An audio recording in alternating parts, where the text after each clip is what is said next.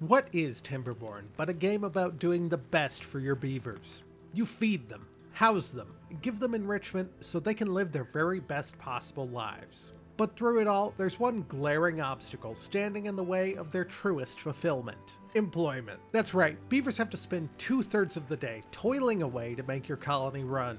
What's worse, many of these jobs are dangerous, causing injury in a large variety of ways. Meaning your beavers aren't just subjected to work, they're actively harmed by it. But there's a better way.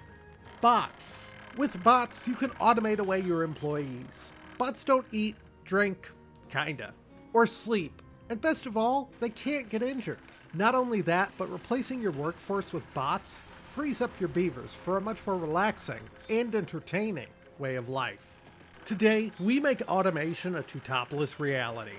We'll go over how to prepare for bots, how to make bots, and where you should put them once you have them. Along the way, we'll go through what pitfalls to avoid, and how to optimize your bots through catalysts and punch cards. Hello, and welcome back to Tutopolis. So today, we are finally getting to bots. This is going to be the biggest change our colony probably faces, and it's honestly going to take 2 episodes for us to fully automate away all jobs. But today we are going to get started on how to build your bot army or workforce, whichever one you prefer. So some viewers in the last episode may have noticed that I pretty extensively built out our power system, and this is why. Everything we do in this episode is going to involve using some of that power. So the first thing I'm going to do is I'm just going to clear out some of the area over here to make room for what we're doing.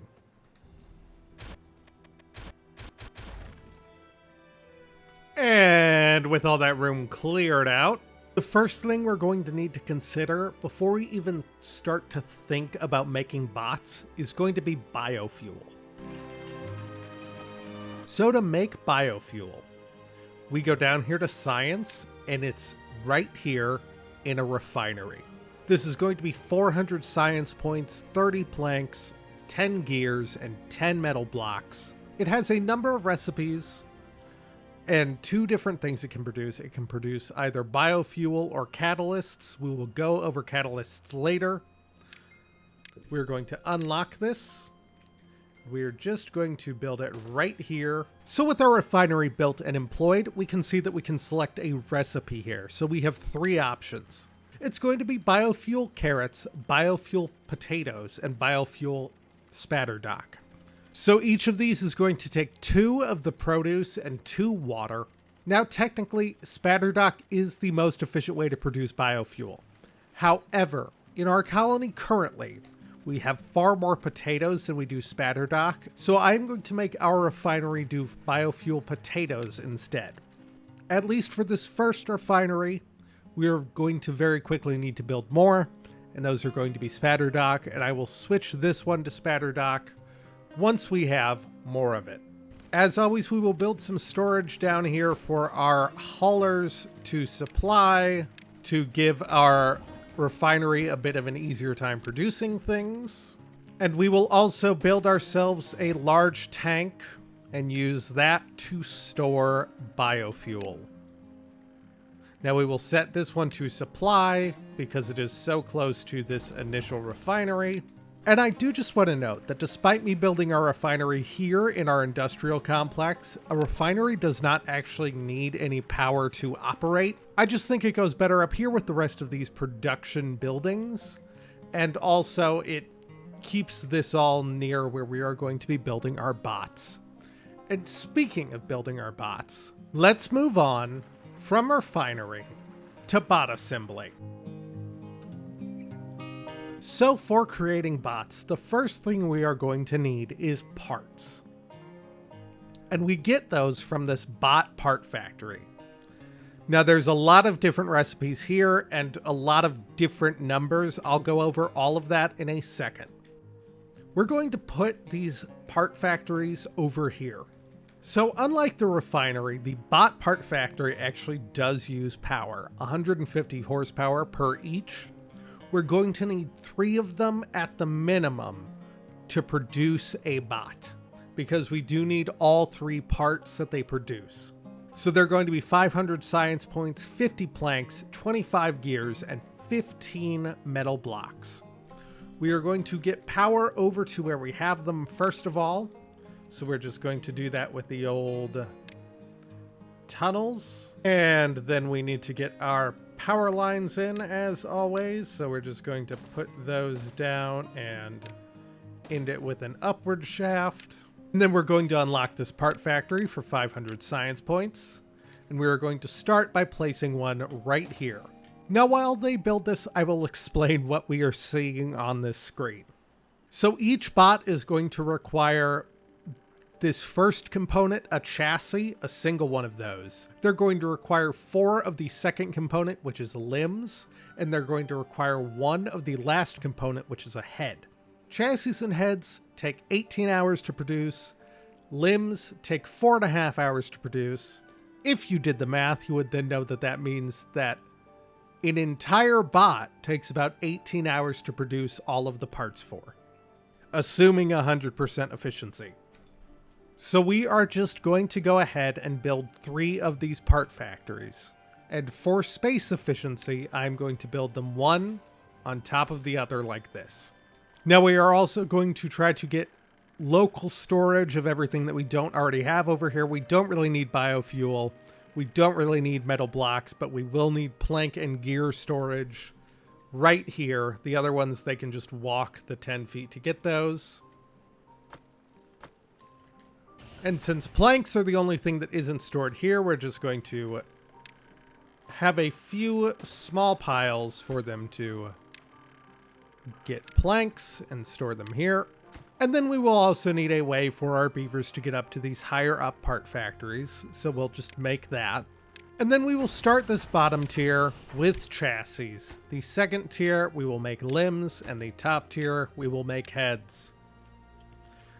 There's no rhyme or reason for that order. It is just so that I can make sure that we are making all 3 components and I do not forget any.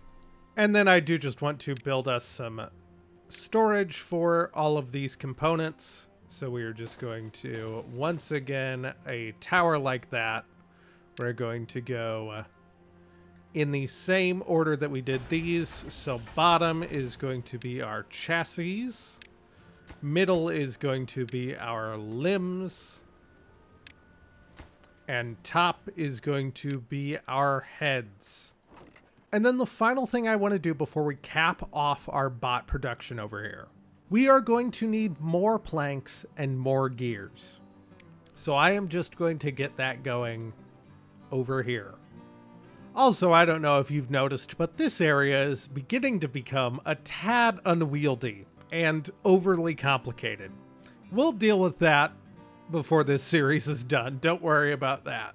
So the literal final piece of the puzzle is going to be this bot assembler. As I said, it takes 1 chassis, 4 limbs, 1 head. It takes 36 hours, 250 horsepower, and it will produce a bot.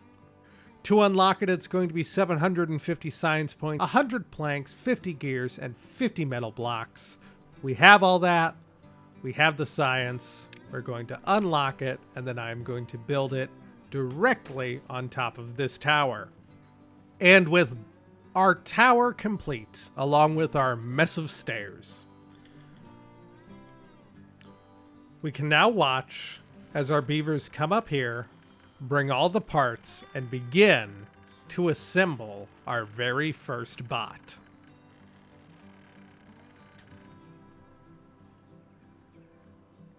And what we will watch is that this is going to take an extremely long time.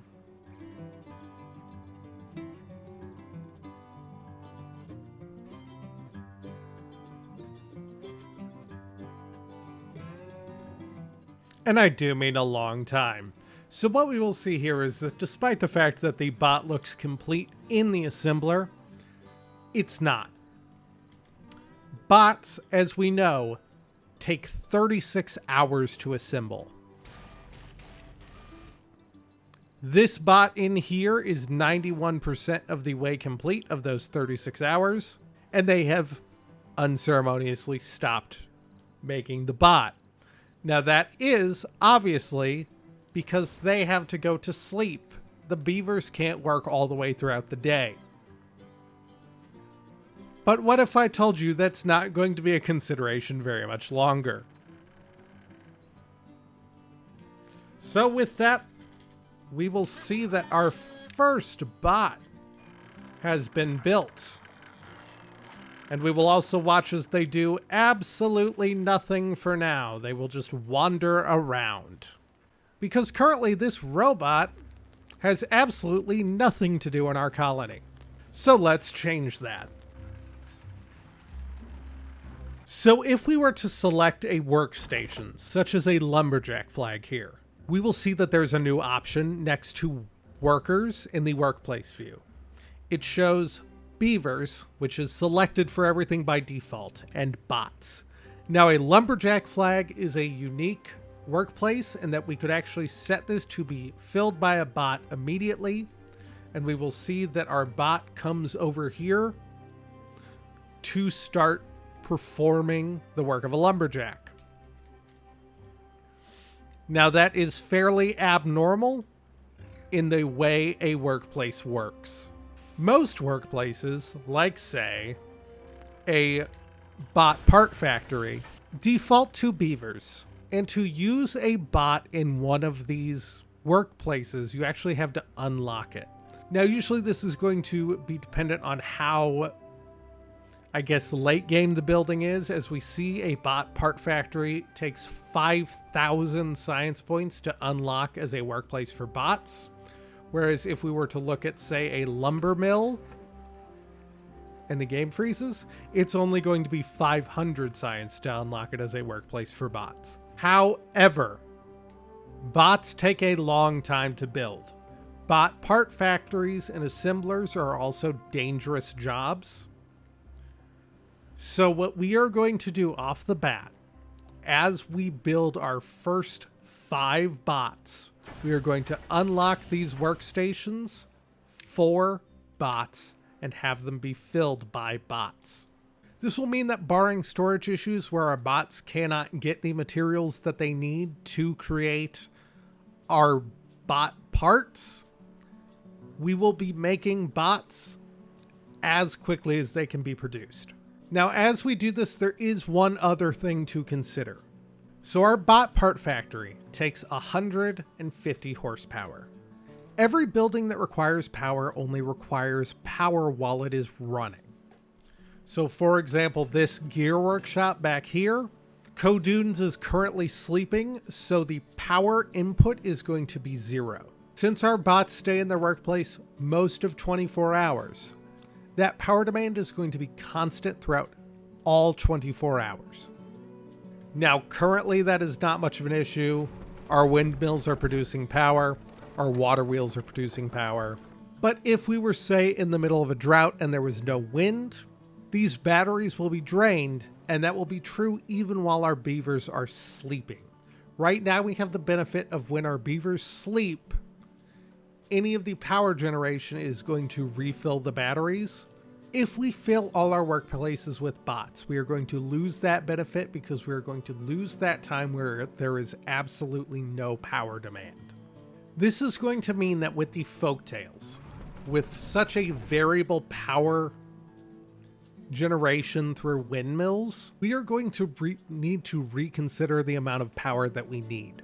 For example, as we can see during droughts, these batteries do end up getting drained and filled depending on how much this power supply fluctuates.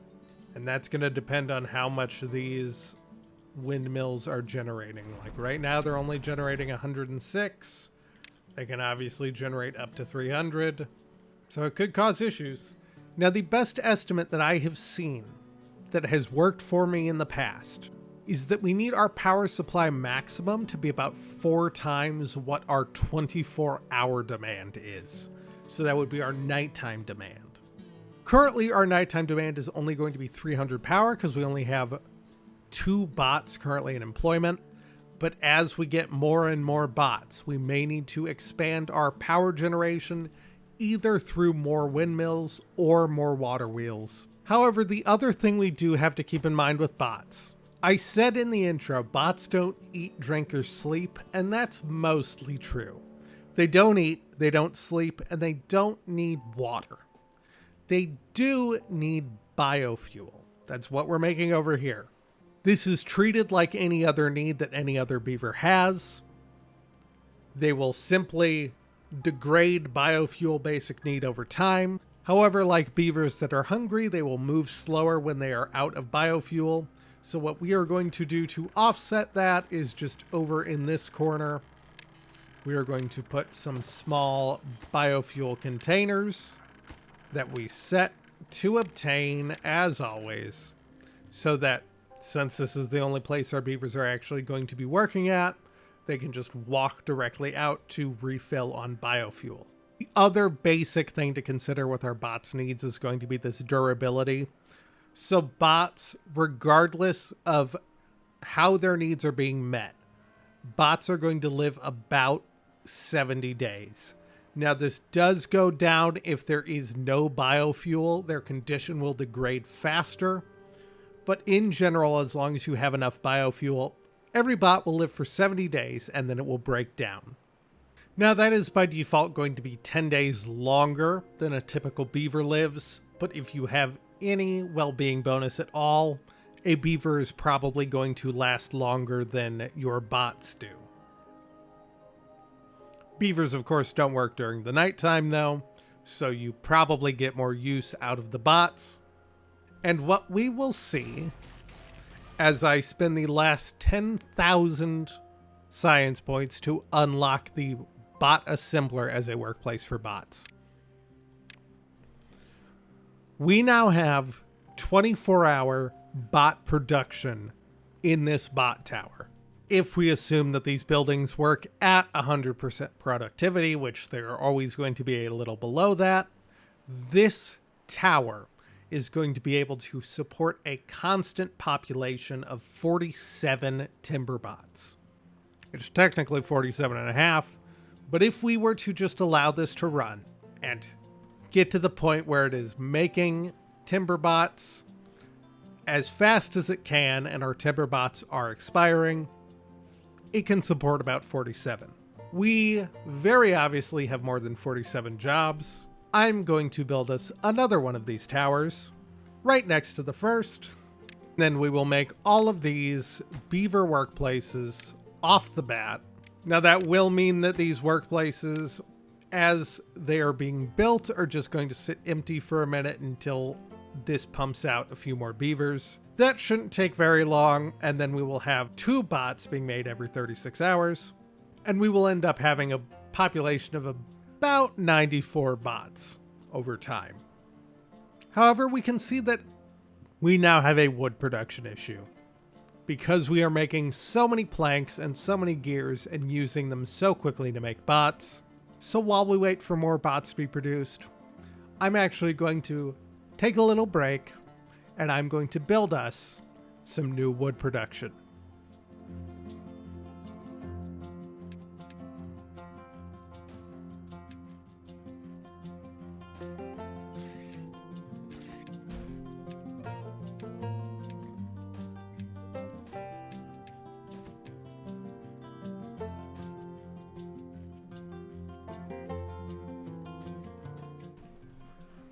And the drought has ended. We can see that our batteries are draining.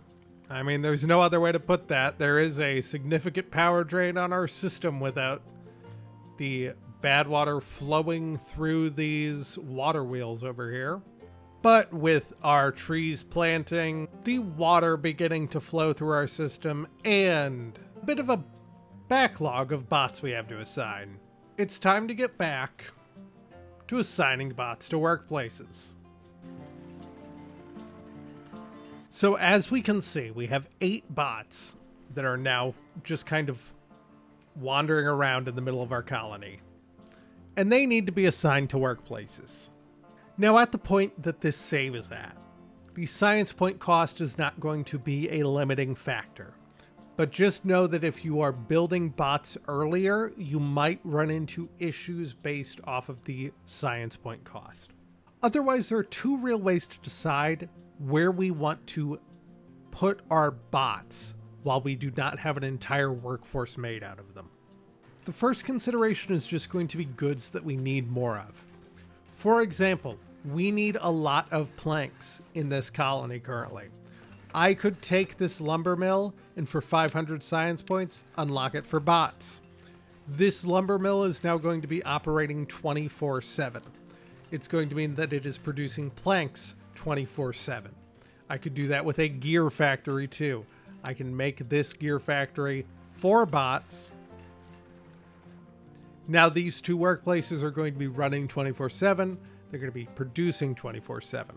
One consideration when you are doing this is how close the bots are going to end up being to biofuel.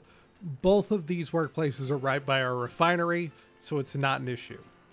But if you do not have an overwhelming goods need, the best way to decide where to assign bots is going to be based off the rate of injury.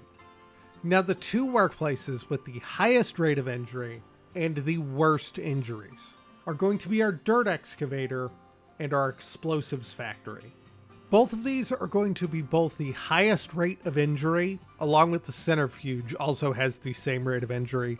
But the other way that they're going to differ is that injuries from explosives factories and dirt excavators are going to last the longest. They can be up to 10 days to recover from. So, we're not going to do dirt excavators just yet because there are so many workplaces in a dirt excavator. But we are going to unlock for 2,000 science points our explosives factory for bots. And we are going to make all three of these explosives factories employ bots instead of beavers. Bots do not and cannot get injured, so this is going to mean that we do not have to worry for these workplaces anymore. And we should honestly see a dramatic drop in the amount of injuries, because I'm pretty sure that these explosives factories were the source of many of our injuries. Now I am going to make some of these biofuel repositories nearby. And actually I am going to unlock the dirt excavator. That's going to be 4,000 science points. 4 of our bots are going to go in there. And then to finish up with what we have now, I'm going to assign one of these centrifuges to bots. The other one I will leave as regular beavers. So that is going to massively reduce our rate of injury. Our bot assemblers and our bot factory are going to be a slightly lower rate of injury, but with the same 10 days as the explosives factory and dirt excavator. Of course, we have a good reason to have those be filled by bots even without the injury, so that actually doesn't really matter for this. Our Badwater rig up here at the top of our colony is actually going to be another bad one. That's going to be the same rate as the bot assembler and bot part factory. It's just going to be for 8 days instead of 10. I'm also not going to unlock it because, quite frankly, there's too many workplaces for the amount of bots we have for it to be worthwhile. The next tier down in terms of injury is going to be our smelters, our wood workshop, and our refinery. I'm going to make our refinery a bot workstation. That'll also give us a more consistent production of biofuel, which we obviously need for our bots. And then we will unlock smelters for 1,000 science points and wood workshops for 2,000 science points and get some bots working in those. The rest of our industrial buildings, that's going to be our gear workshop, our lumber mill, our printing presses, and our paper mills. Those are all still going to produce injuries. It's just going to be at a much lower rate and with much less severity. So while we will eventually want to replace every job up here with a bot, they are lowest on the priority list. Speaking of a priority list, in the description I'm going to link the Timberborn wiki for the first time. I don't want to reproduce this in the video since I had no hand in making it. But if you want to see the breakdown of workplaces and injury rate as well as injury severity, it is all there. So if you are a numbers person, for sure go and check that out to make your beavers as uninjured as possible. I am also at this point going to build us a third assembly tower.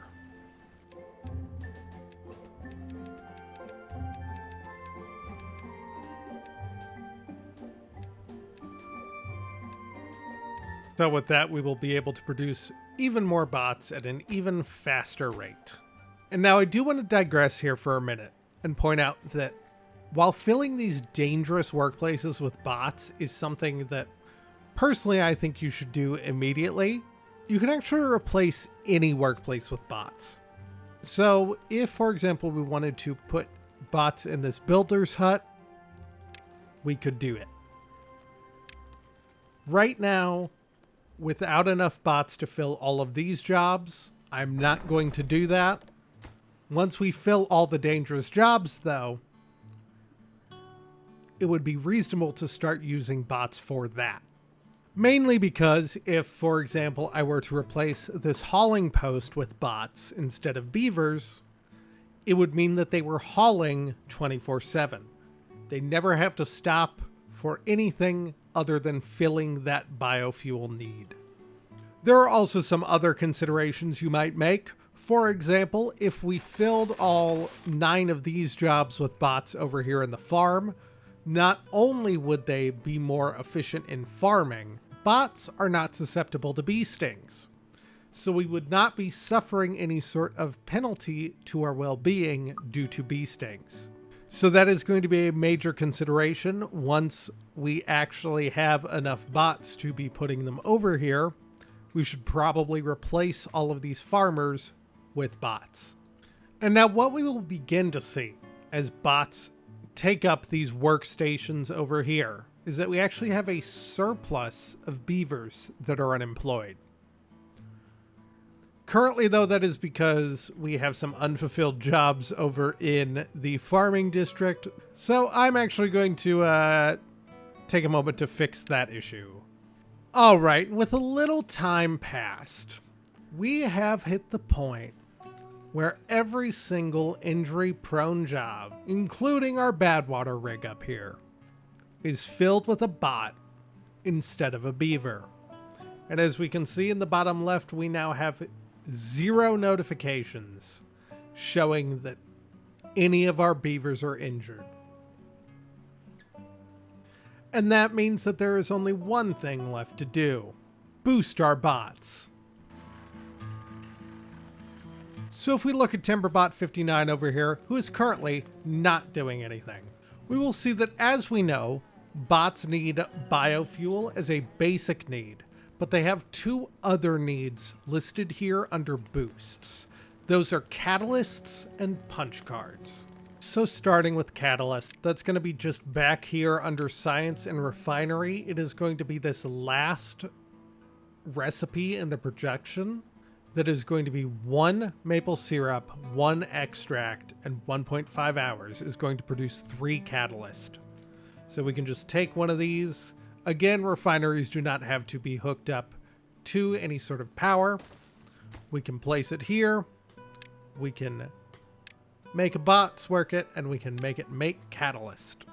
Now, catalyst is a liquid, so we will begin storing it in a vat like this. They're also called tanks, if you read.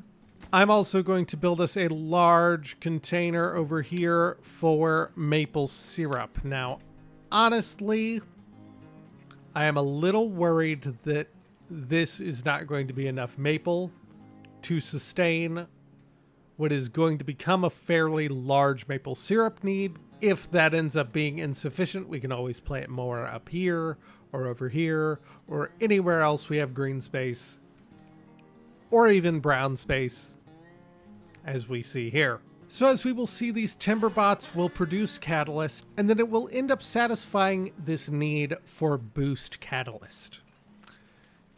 And that will end up boosting their working speed and their movement speed up to tier 1. Now it's fairly easy. There's 2 tiers. You go up to tier 1 if you have one condition satisfied. You go up to tier 2 if you have another condition satisfied. The other condition, as we can see looking at our bots, is going to be punch cards. Those are going to be made at a printing press. It's going to take 2 paper, 1 plank. It's going to produce 2 punch cards. Once again, we can make that a beaver job. It'll be interesting to count how many times I say beaver when I mean bot here. But I did mean bot job. Again, printing press does cause injury, so it needs to be done by bots for us. And then these bots will begin to take paper and produce punch cards. So Timberbot 24 over here has used both Catalyst and Punch Card. Its condition is up to 2, which means it has plus 170% working speed and plus 80% movement speed. Now I'm not sure how fast any of this is actually going to build up. We do have quite a few bots and not a lot of production, but for now that will do for satisfying those boost needs on our bots. In fact, I'm actually going to get out ahead of the idea that it's not going to be enough.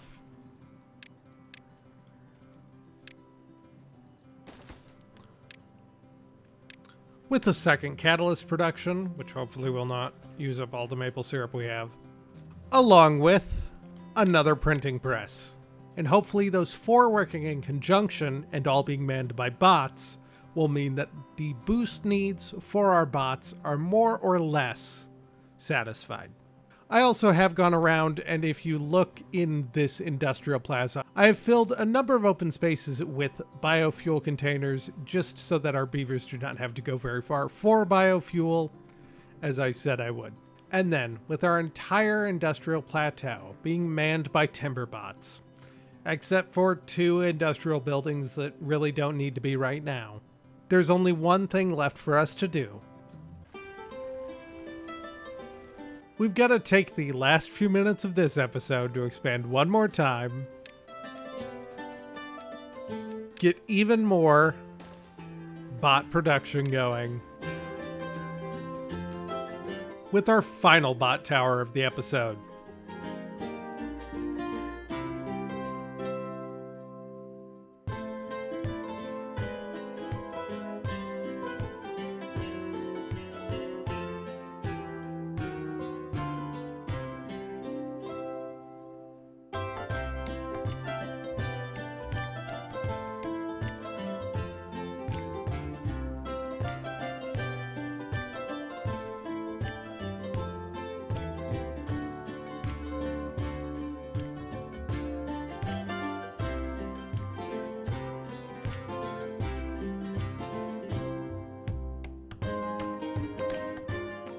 And with that complete, let's see our final numbers. So it looks like to round out the episode, we have ended up with 80 timber bots, 46 unemployed beavers that can now just go around and do whatever they want during the workday. I'd say that's a pretty good start to our automation journey. But there is more to come in the next episode beyond expanding our automation to every job in Tutopolis. We're going to get our mine production up and running, because quite honestly, this scrap metal is not going to last us very much longer. And once that's gone, there is nothing else on the map other than these 2 mines. And after that, and the finale, we're going to be wrapping up the Timberborn Beginner Survival Guide. So I have a special request for all you viewers. There are a few places throughout Tutopolis that are currently sitting, let's say, underutilized. This area right in front of the original apartment we built, the carousel area where the bad water used to flow before we built our aqueduct. Maybe this big area of irrigated land up here, though quite honestly, I'll probably just stick some more trees up here because we desperately need them.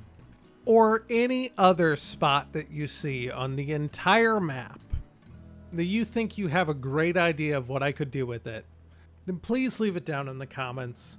I personally really want to make sure that before this colony is more or less retired, that as many of you get to make your mark on it as at least want to. If you leave that in the comment section of this video, I will try to incorporate as many of those ideas as I can. I do have some ideas of what I could do with this space or this space, but I really want to hear what the rest of you think. And for those of you that are about to comment, hey, clean up all your industrial area because that is going to give me an aneurysm. Don't worry, I'm also going to do that before sunsetting the series. It's coming. Don't worry. But as always, if you want to see how this series ends, please consider subscribing. I know that the algorithm can bring you back, but you never know if it will or not, and I'd hate for you to miss out as we wrap up Tutopolis. And I know I say this literally every time, but thank you so much for watching. It does mean a lot to me that you decided to sit here and listen to me in particular talk about how to use bots in Timberborn. I'm sure there are many other people you could have paid attention to, but it was me that you did, and I do not take that for granted. For now, Tutopolis will return. Goodbye.